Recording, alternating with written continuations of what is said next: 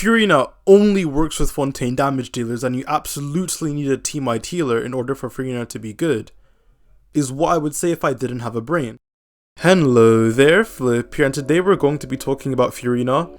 Again, I promise I have other videos coming, just let me milk Furina for what it's worth until she comes out. Today we're going to be discussing a rhetoric I've seen get pushed a lot on Furina being a niche character that won't have that many team archetypes, or won't have that many teams in general, when that couldn't be further from the truth, as Furina is still going to be an extremely flexible character, and I'm going to be explaining why she isn't actually as niche as you may think, or have heard. Hello, I would like to proudly announce the sponsor of today's video, and one I've already talked about before, Genshin Star. Genshin Star is a fan-made Genshin merchandise store that is officially licensed by Genshin Impact themselves, meaning you are guaranteed to get the highest quality Genshin merch available, and they also ship internationally. Not the team. So whether you are in the US, Canada, Spain, Fontaine, you can get your merch delivered, and if you spend $49.99 USD, you can get free shipping on your order as well. Speaking of which, my personal favorite item from Genshin Star's vast selection has to be these light boxes, as they are very aesthetically pleasing, and also double in being able to light up your room in a fashionable way. They also have some clean hoodies, these nice phone cases, a Genshin advent calendar with 24 goodies for the upcoming festive season, and just check out Genshin Star for yourself, and make sure to use my code FLIP at checkout and my referral link below for 10% off your order.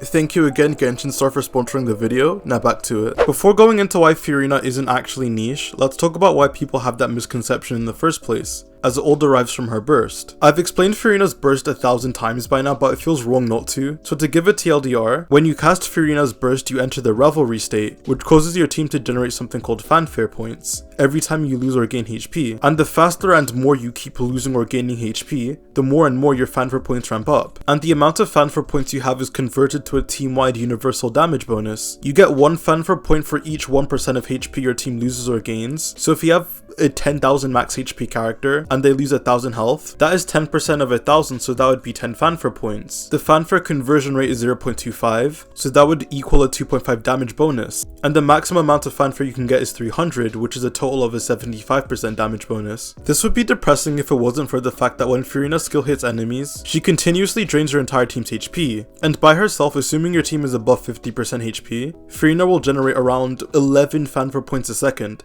So even without any other support, Furina can offer a pretty competent damage bonus in her worst case scenario. And I need to emphasize that in her worst case scenario, after 10 seconds, which will mostly be spent doing setup, you will have basically a 30% damage bonus to your entire team that only increases. Kazuha, for reference, gives you a 40% damage bonus maximum. What people are misunderstanding about Furina is that they think the goal of every Furina team should be to max out the damage bonus, which is very easily achieved through the Fontaine damage dealers and AoE healers, as they will constantly offer HP changes. But that just isn't the case. Just an okay amount of healing will be able to give you a pretty high damage bonus, which is to every one of your characters for a really long duration, so you don't have to worry about snapshotting. The heal doesn't even need to be team-wide, as her Ascension 1 converts single target healing into a team-wide heal, and the more fanfare stacks you have increases the amount of healing you receive. So Kuki and Diona can also pretty consistently keep your team above 50% HP.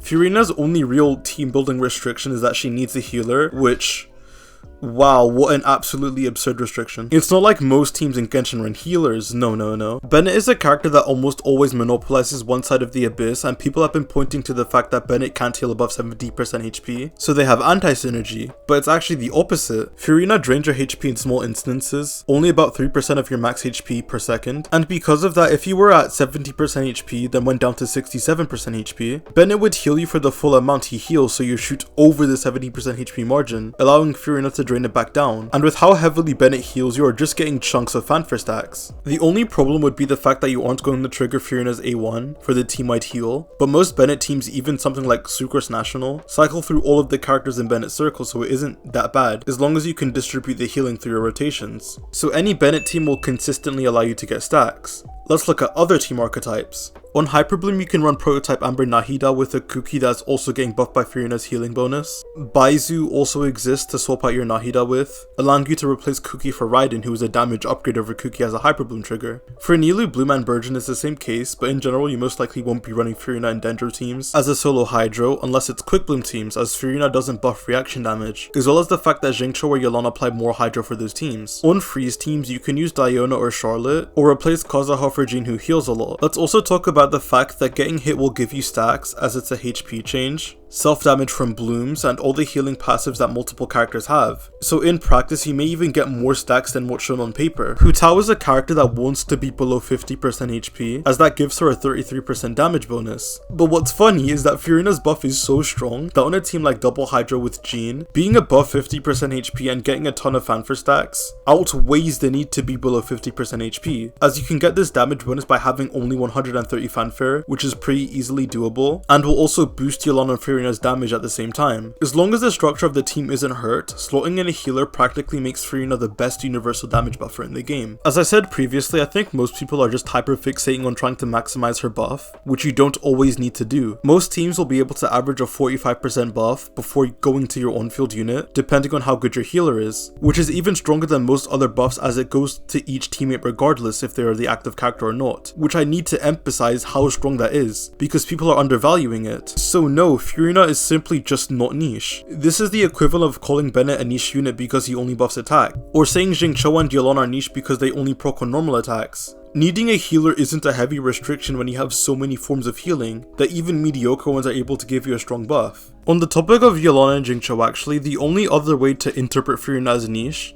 is due to her Hydra application being slower than theirs. But as I said in my last video, I actually think it's intentional that her Hydra application is like this, and it also isn't that big of an issue to begin with. There are only two scenarios in which you would need really fast Hydra application, either being Vape or Bloom teams.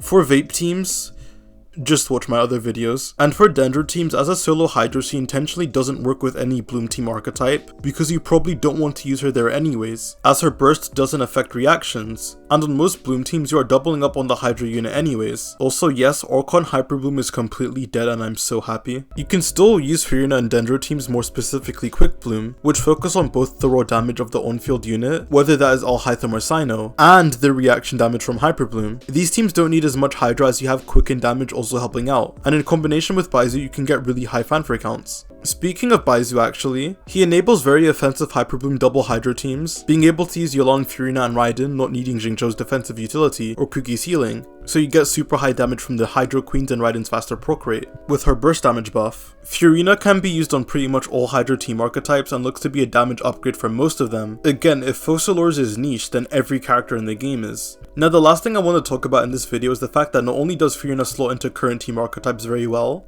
but she also creates new ones for characters that weren't used that much in the first place. The Furina and Yelan core is going to be such a high damaging duo that if there are any characters that can heal to boost your fanfare count, and can also be a decent driver, that is a role only really specific to Furina teams. I already mentioned Baizu, but Kokomi Wano Hydro is a team that currently already is pretty decent, as it's just Xingqiu and Yelan with lower energy needs, with Kokomi who is a good driver and does okay damage buff by Kazuha.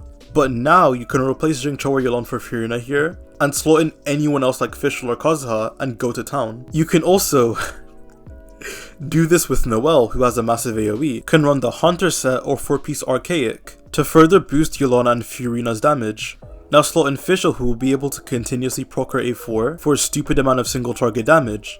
Charlotte will also be able to fill this role, and at C6, since you have a coordinated attack that heals, you won't need to on-field Charlotte and you can on-field Yelan instead, so she takes advantage of her own damage bonus and will have an even lower energy requirement. Speaking of healers, Chi-Chi will also be able to do this, and I haven't even mentioned how strong the triple Hydro core will be with these healing drivers, which will give you an extremely low energy need. So with that in mind, again, tell me how Furina is a niche character, because I really don't see it. And with that, thank you guys so much for watching. If you enjoyed the video, make sure to like, subscribe and comment your thoughts on Furina, as I'd love to hear and respond to almost every single comment. Thanks again for watching, and I'll see you guys on the flip side. Peace.